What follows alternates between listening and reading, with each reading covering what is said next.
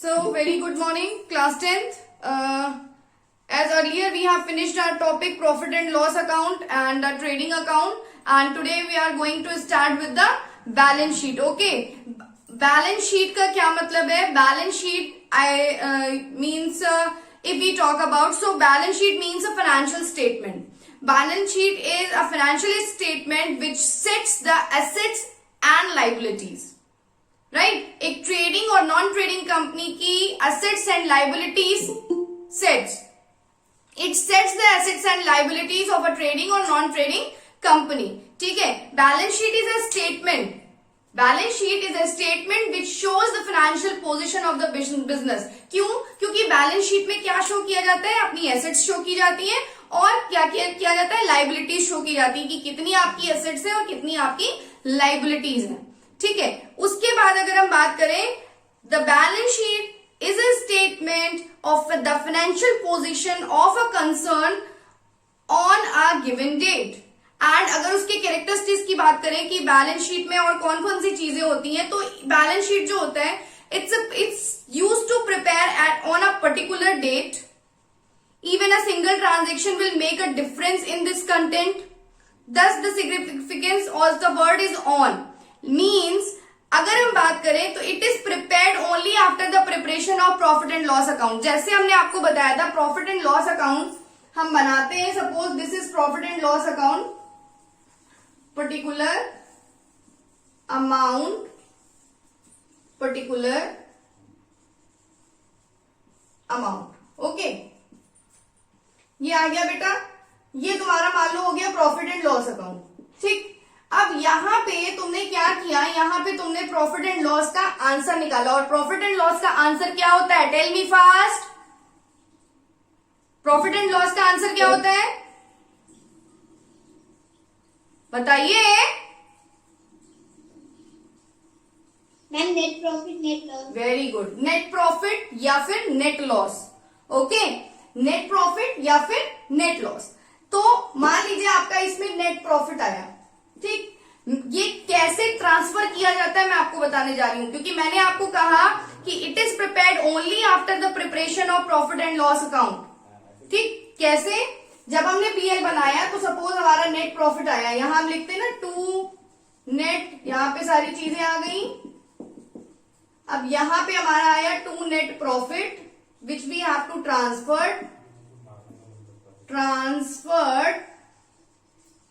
To capital account. Okay, यहां पे हमारा ट्रांसफर होता है कैपिटल अकाउंट में. मान लीजिए 50,000 आया. ठीक है. अब ये 50,000 कहां जाएगा? ये 50,000 जो है आपका जाएगा बैलेंस शीट में.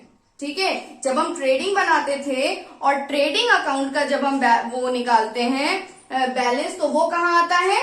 प्रॉफिट एंड लॉस अकाउंट में आता है. यहां पे सबसे पहले बाई बैलेंस ब्रॉट डाउन लिखते हैं ट्रेडिंग अकाउंट का, या फिर by gross profit brought down लिखते हैं.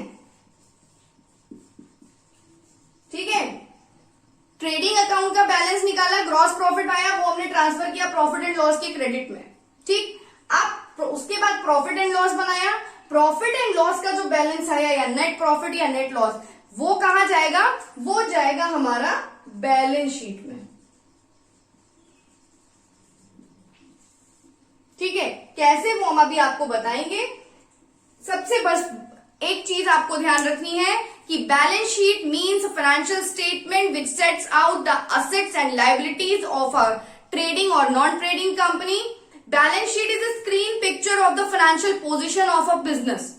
ये फाइनेंशियल पोजीशन बताता है किसी भी बिजनेस की. कैसे? क्योंकि इसमें क्या बताया जाता है? एसेट्स एंड लाइबिलिटीज की पोजीशन आपके बिजनेस की कि क्या एसेट्स है और क्या लाइबिलिटीज है. राइट. और it reports the proper value of the property. मतलब जो भी एसेट्स हैं उनकी प्रॉपर वैल्यूज क्या है जो कि एक एंटरप्राइज के पास है. ठीक है. Balance sheet is a screen picture of the financial position of a going concern on a certain moment. Means किसी भी बिजनेस की फाइनेंशियल पोजीशन को रिप्रेजेंट करता है. It is statements that reports the property values owned by an enterprise and the claim of the creditors. And owners against these properties, मतलब जितने भी assets हैं उनकी एक्चुअल वैल्यू क्या है किसी बिजनेस में ये बताता है, और जो हमारी लाइबिलिटीज है, मतलब क्या क्या जो हमारे क्रेडिटर्स हैं वो क्या क्लेम कर सकते हैं उनकी प्रॉपर्टीज के अगेंस्ट, मतलब उनकी लाइबिलिटीज क्या हैं, वो चीजें भी वो बताता है। क्या? बैलेंस शीट बताता है। क्यों? क्योंकि balance sheet is related with assets and the liabilities. Okay, it shows the status of the business as at the given moment of the time, जो टाइम हम बनाते हैं, जिस टाइम पे हम बनाते हैं, at the end of any accounting period, right? So balance sheet is what? Balance sheet always prepare a particular date, even a single transaction that can make a difference in its content. और दूसरी चीज, it contains the personal and real accounts of the trial balance. क्यों? Because all the nominal accounts we have already transferred to trading account and profit and loss account. ठीक है, जितने भी हमारे कह सकते हैं कि जो हमारे नॉमिनल अकाउंट होते हैं वो सब हम किसमें ट्रांसफर कर चुके होते हैं? ट्रेडिंग एंड प्रॉफिट और लॉस अकाउंट में कर चुके होते हैं। तो इसमें क्या करेंगे? बैलेंस शीट में हमारे जितने भी पर्सनल अकाउंट है या रियल अकाउंट है, मतलब जितनी भी एसेट्स हैं, लाइबिलिटीज हैं, या फिर जो भी कैपिटल आती है हमारी, ठीक है, टैक्सेस आते हैं, ये जितने भी हमारी लाइबिलिटीज, जितने भी एसेट्स और जितने भी रियल पर्सनल अकाउंट हैं वो सारे किस में आएंगे? हमारे बैलेंस शीट में आएंगे। ठीक है, उसके बाद अगर बात करें तो balance sheet is not an account, but it's a statement of assets and liabilities. इसको बैलेंस शीट को अकाउंट नहीं बोला जाता है, it's a statement of assets and liabilities. Assets कहाँ शो किए जाते हैं? याद रखिएगा, assets will be show in the right side, so assets will be show here, okay, and amount, and the liabilities will be shown in the left side and amount. Okay, it shows the financial position of the business. Okay, balance sheet is prepared from the trial balance. इसको trial balance से prepare किया जाता है। जैसे आपने trading profit and loss account जो है वो भी ट्रायल बैलेंस के आइटम्स से ही इसमें जो है प्रिपेयर किया है, वैसे ही बैलेंस शीट भी आपका ट्रायल बैलेंस में जो आइटम्स दिए होते हैं उसी से प्रिपेयर किया जाता है। ठीक है, उसके बाद बैलेंस शीट, सबसे पहली चीज हमें पता चल गया क्यों हम बनाते हैं, because it serves the objectives. कैसे ऑब्जेक्टिव सर्व करता है? पहला तो वो सर्व करता है financial position of the business, सबसे मेन चीज।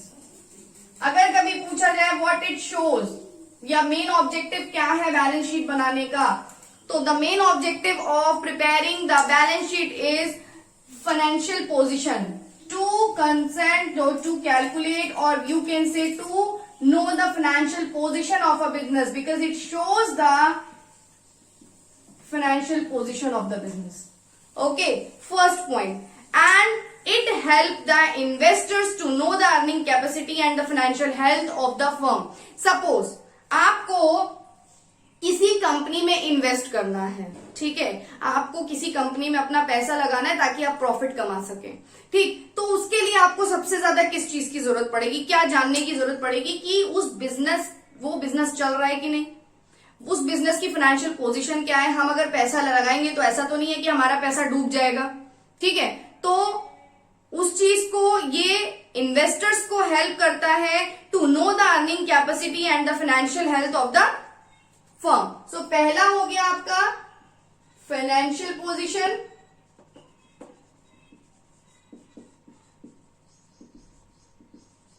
सेकंड हो गया आपका ये ऑब्जेक्टिव्स हैं, सेकंड हो गया हेल्प द इन्वेस्टर्स। जो इन्वेस्टर्स होते हैं उनकी हेल्प करता है ये जानने के लिए कि बिजनेस की अर्निंग कैपेसिटी क्या है। अगर मान लीजिए उसमें बिजनेस में इन्वेस्टर्स पैसा लगाएंगे तो बिजनेस कहीं उनका पैसा डूब तो नहीं जाएगा, ठीक है। उसके बाद जो भी है, जो पर्टिकुलर रेशियोज आते हैं, उससे बैलेंस शीट का एनालिसिस किया जाता है। कुछ रेशियोज के अकॉर्डिंग, वो हम आगे पढ़ेंगे, अभी हमारे सिलेबस में नहीं है, बट ये आपको पता होना चाहिए कि एनालिसिस होता है of the balance sheet in the firm of financial ratio can be provided valuable information. जो कुछ रेशियोज होते हैं जिनके अकॉर्डिंग हम निकालते हैं कि क्या स्ट्रेंथ है, क्या अर्निंग कैपेसिटी है बैलेंस शीट मीन्स हमारे बिजनेस की। So these will tell, the ratio tell what are the earning capacities of the business, whether the business is going on boom और it is in the recession. जो भी चीजें हैं वो सब हमें किससे पता चलती हैं?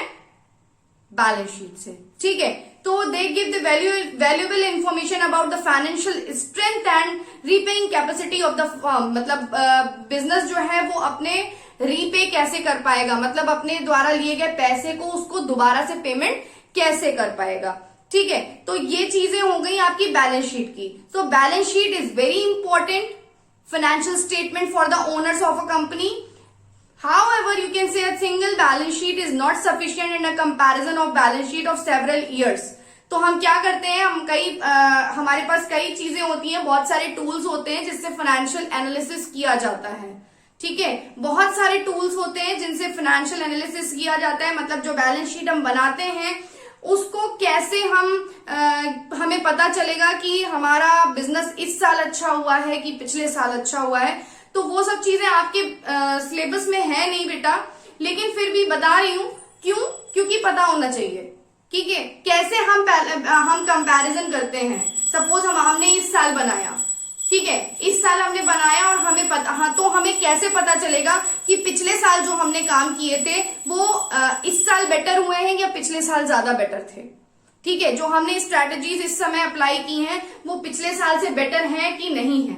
जब हम कंपैरिजन करेंगे अपने बिजनेस का पिछले साल के जितनी भी चीजें, जो भी प्रॉफिट, जो भी लॉसेस या फिर जो भी एसेट्स हमारी हैं, जो भी लाइबिलिटीज हैं, जब हम उन सबका कंपैरिजन करेंगे प्रीवियस ईयर से, ठीक है, तब हमें पता चलेगा कि हमारी मतलब इस साल का बिजनेस ज्यादा अच्छा किया या हमारा पिछले साल का बिजनेस ज्यादा अच्छा किया। ठीक है, या उससे पहले का। तो वो कंपैरिजन करने के लिए हमारे पास बहुत सारे टूल्स ऑफ एनालिसिस होते हैं। एनालाइज करने के लिए जो टूल्स यूज किए जाते हैं, जैसे comparative statement of balance sheet बनाया जाता है, common size statement of balance sheet बनाया जाता है। वो सब चीजें आप आगे पढ़ोगे, अभी इसको ज्यादा इसमें देखने की जरूरत नहीं है। ठीक है, तो मेन चीज ये है आपको जो समझने वाला है कि balance sheet is not sufficient for comparison, जो मैंने आपको बताया। Several years is necessary obtaining meaningful and valueful information. पिछले साल की भी इंफॉर्मेशन हमें पता होनी चाहिए, क्योंकि moreover a balance sheet is prepared on the basis of historical cost and as such does not show the current values. Current values show नहीं करता। सो अकाउंटिंग पॉलिसीज क्या कहती हैं related to inventory? Inventory we know stocks, valuation, depreciation, ठीक है, they all affect the balance sheet. ठीक है, तो एक detailed study of various schedules of assets and liabilities on which a balance sheet is based is necessary to derive correct information. ठीक है, एक detailed study जो कि जिसमें बैलेंस शीट में बहुत डिफरेंट चीजें होती हैं, तो उन सब की, जैसे कि आपका डिप्रिसिएशन हो गया, वैल्यूएशन हो गया, इन्वेंट्रीज हो गई, ठीक है, उन सब की एक thoroughly detailed study is very important on which a balance sheet is based, जिसके ऊपर बैलेंस शीट बेस्ड होती है। ठीक है, तो सिंपल लैंग्वेज में what is balance sheet? Balance sheet is a statement which shows the financial position of the business. Balance sheet means a financial statement which sets out the assets and liabilities of a trading or non-trading company. That's it. If it will ask, then you can write the objectives as well, that balance sheet shows the financial position. It helps the investors to know the earning capacity, and you can write this also, that it analysis of the balance sheet in the form of ratios. They can provide the valuable information about the financial strength. Okay, so analysis of the balance sheet in the form of financial ratios. Analysis of balance sheet किस form में? In form of financial ratios. Ratios बहुत सारे होते हैं बेटा, बहुत सारी चीजों के लिए रेशियोज निकाले जाते हैं, जैसे बिजनेस की अर्निंग कैपेसिटी कितनी है, बिजनेस की लाइबिलिटीज कितनी है, कैपिटल इन्वेस्टमेंट क्या है, बहुत सारी चीजें होती हैं जिसके लिए हम क्या करते हैं, रेशियोज निकालते हैं और इन रेशियोज की हेल्प से हम कंपैरिजन करते हैं, ठीक है, कि हमारा बिजनेस बूम में है, रिसेशन में है, हमारा बिजनेस क्या है, ठीक है। तो hopefully this much is clear that what is balance sheet. Is it clear? Yes, ma'am. Okay. Now we are coming to our next point, that is what is the format of balance sheet, right? What is the format of balance sheet? So everyone, please take out the page number 79 in your book.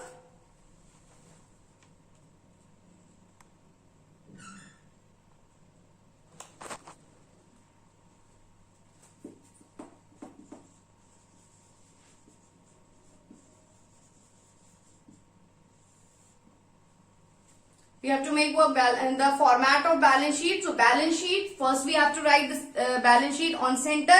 Then for which year we are preparing, as at the year, so on. Right? Now what we have to write in left side, the liabilities. So all the liabilities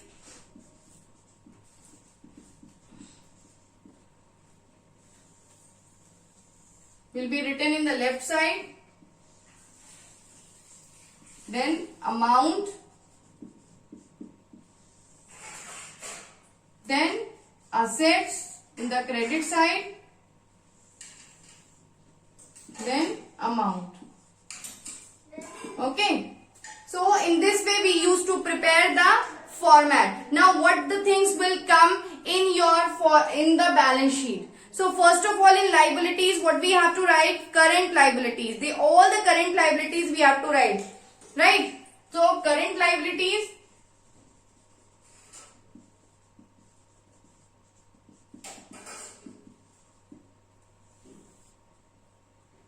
that you need not to write in your while preparing your questions, right? जब आप question prepare करोगे, जब आप questions करोगे तो आप नहीं लाओगे, तो ये नहीं लिखोगे, ठीक है। सबसे पहले अगर हम बात करें तो सबसे पहले हम नॉर्मल में तो सबसे पहले हम क्या लिखते हैं, कैपिटल लिखते हैं। आपको नॉर्मल तरीके से बता दूं, जब हम क्वेश्चन करेंगे तो कैसे करेंगे, कैपिटल, क्योंकि सबसे पहले कैपिटल लिखा जाता है। According to the format means permanent preferences, the capital will be written in first. Okay, now जितने भी रिजर्व्स होते हैं या जितने भी रिटेन अर्निंग होती है, जो भी हमारे प्रॉफिट्स होते हैं, वो हम कैपिटल में ऐड कर देते हैं, ठीक है। तो जितने भी हमारे प्रॉफिट, अब जैसे हमने नेट प्रॉफिट निकाला, ठीक है, नेट प्रॉफिट निकाला, सपोज हमारी कैपिटल थी 50,000, ठीक है, 50,000 कैपिटल थी हमारी, क्वेश्चन में ट्रायल बैलेंस में दी है the capital of the firm is 50,000। अब जब हम बैलेंस शीट बनाएंगे तो हम क्या करेंगे, कैपिटल दिखाएंगे 50,000, फिर उसमें हम क्या ऐड करेंगे, नेट प्रॉफिट ऐड कर देंगे, ठीक है। तो प्लस नेट प्रॉफिट, ठीक है, मान लो नेट प्रॉफिट 50,000 आया, ठीक, 50,000 आ गया। अब ये टोटल हो गया हमारा 1 लाख, 1 लाख रुपीज टोटल हो गया। अब इसमें हमें ये ध्यान देना है कि क्वेश्चन में कहीं पे ड्राइंग्स तो नहीं दी हुई हैं। अगर क्वेश्चन में कहीं ड्राइंग्स दी हैं तो वो ड्राइंग्स हम कैपिटल में से माइनस कर देते हैं, ठीक है। तो less drawings, okay, suppose 20,000 drawings. अब हमारा कितना आया, 80,000। सो हमारी एक्चुअल इक्विटी और एक्चुअल कैपिटल कितनी हो गई, हमारी कितनी हो गई, 80,000। इज दिस क्लियर एवरीवन कि कैसे कैपिटल का करते हैं? सबसे पहले कैपिटल लिखेंगे, ट्रायल बैलेंस में क्वेश्चन में दी होगी, देन उसके बाद हम नेट प्रॉफिट ऐड करते हैं। नेट प्रॉफिट ऐड करने के बाद हम ये देखते हैं कि कहीं ड्राइंग्स तो नहीं दी हुई है, फिर हम उसको ड्राइंग्स अगर दी होती है तो उस ड्राइंग्स को हम माइनस कर देते हैं एंड देन हम अमाउंट दिखाते हैं, ठीक है। कभी कभी क्वेश्चन में आपके टैक्सेस भी दिए होते हैं बेटा, ठीक है, तो वो टैक्सेस भी ड्राइंग माइनस करने के बाद हम माइनस करते हैं, ठीक है। जैसे मान लीजिए इनकम टैक्स दिया है, ठीक है, तो इनकम टैक्स क्या है, income tax you have to deduct from the drawings, means from the capital, ठीक है, मान लो यहाँ पे 5,000 इनकम टैक्स दिया होता या 10,000 दिया होता, तो हम 10,000 भी ये माइनस करते हैं और यहाँ पे 70,000 दिखाते हैं। ठीक है, ये हो गई बात। अब इसके बाद जितनी भी हमारी लाइबिलिटीज आती हैं, जितनी भी हमारी लॉन्ग टर्म लाइबिलिटी, जितनी हमारी करंट लाइबिलिटीज, जितनी हमारी कॉन्टिजेंट लाइबिलिटीज, वो सारी हम किस में दिखाते हैं? कॉन्टिजेंट तो अगर कॉन्टिजेंट लाइबिलिटी की बात करें तो कॉन्टिजेंट लाइबिलिटी हम एक स्पेसिफिक कंडीशंस में ही दिखाते हैं। ठीक है, तो सबसे पहले जितने भी लॉन्ग टर्म लाइबिलिटीज होंगे जो कि हम लंबे समय में, मतलब 1 साल से ज्यादा की ड्यूरेशन में पे करना होता है हमें, ठीक है, वो सारी चीजें हो गई। जैसे हमारे लोन हो गए, लॉन्ग टर्म लोन हो गए, ठीक है, तो वो लोन दिखा दिया। ठीक है, या डिबेंचर्स हो गए, डिबेंचर्स दिखा दिया। ठीक है, उसके बाद जो हमारे शॉर्ट टर्म लोन होते हैं या शॉर्ट टर्म क्रेडिट्स होते हैं, जैसे बैंक ओवरड्राफ्ट हो गया, क्रेडिटर्स हो गया, आउटस्टैंडिंग एक्सपेंसेस हो गए, ठीक है, वो दिखाते हैं। बैंक ओवरड्राफ्ट, क्रेडिटर्स, या फिर हमारे बिल्स पेबल है तो, ठीक है, ये हो गए, या फिर आउटस्टैंडिंग एक्सपेंसेस।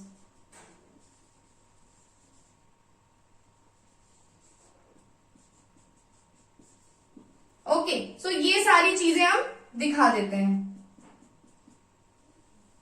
आउटस्टैंडिंग एक्सपेंसेस हम तभी दिखाते हैं जब वो हमारे एडजस्टमेंट्स में दिया होता है, वो ऐड करते हैं किसी भी चीज के साथ अगर दिया होता है, और जब वो ट्रायल बैलेंस में भी दिया होता है। ठीक है, अब आते हैं हम अपने एसेट साइड। सो एसेट साइड हम सबसे पहले क्या दिखाते हैं? जितनी हमारी फिक्स्ड एसेट्स होती हैं वो सारी दिखाते हैं। Fixed assets in the sense जैसे हमारी टैंजिबल इंटैंजिबल जो एसेट्स मैंने आपको बताई थी, जैसे गुडविल हो गया, लैंड हो गया, बिल्डिंग हो गया, मशीनरी हो गया, प्लांट हो गया, फर्नीचर हो गया, मोटर व्हीकल्स हो गया, ये सारे हमारे क्या आएंगे? फिक्स्ड एसेट्स में आएंगे। तो सबसे पहले हम क्या दिखाएंगे? Goodwill, plant, machinery, furniture, building etcetera. ठीक है, इसके बाद हमारे जो इन्वेस्टमेंट्स होते हैं, अगर आपके बुक में कहीं इन्वेस्टमेंट क्वेश्चन में दिया होगा तो वो इन्वेस्टमेंट आप दिखाएंगे। So investment that is also your assets. Then investment के बाद जितने आपके करंट एसेट्स होते हैं, ठीक है, जो करंट एसेट्स होते हैं वो सारे आप दिखाओगे। जैसे आपका बिल्स रिसीवेबल हो गया, आपका डेटर्स हो गया, कैश इन हैंड हो गया, कैश एट बैंक हो गया, कोई भी स्टॉक इन ट्रेड हो गया। ठीक है, ये सारी चीजें आपकी करंट एसेट्स में आती हैं, तो that you have to show in current assets. So current assets में stock in trade, bills receivable,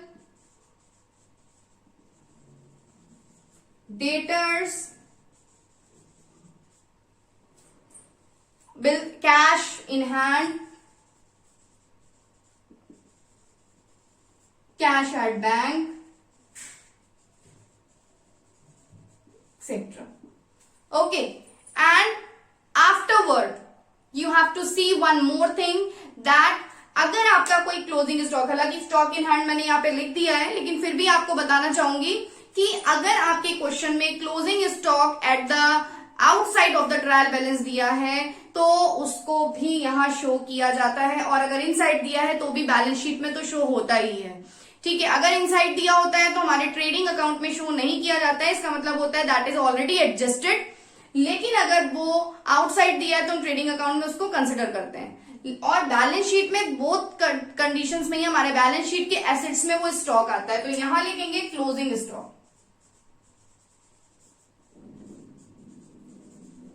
And the main feature, children, always your assets or liabilities will be equal to your assets.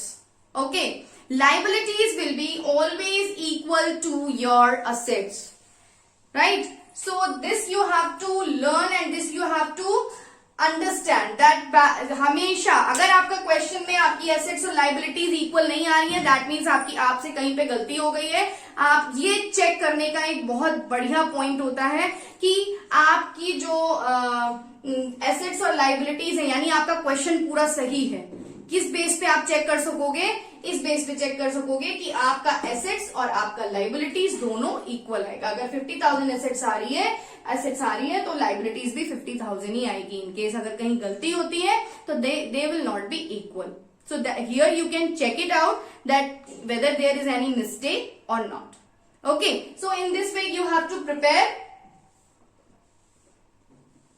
That was then assumption examples.